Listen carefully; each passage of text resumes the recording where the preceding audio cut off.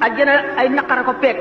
yoonu ajjana boo ci jaaree da nga gis tiis wu nekk da nga gis ku la reetaan da nga gis ku la ñaawal da nga gis ku la xeeb da nga gis ku la bañ da nga gis ku la tiital da nga gis ku la gàcceel da nga gis ku nekk wante bu fekkee ne nit dëgg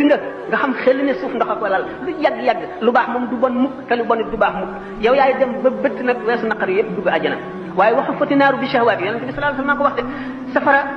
ay bànneex a ko peeg képp ku jaar ci yoonu safara yaa ngi ci bànneex lu la neex def lu la neex wax yu bari nga mën koo am yàlla jàppandi la yëpp nga jëfandikoo yëpp ci sa bànneex fab lu nekk teg ko ci sa kaw bànneex am xéewal ci àdduna amub jëy am lépp doo fàttaliku mukk ëllëg doo fàttaliku fa nga jëm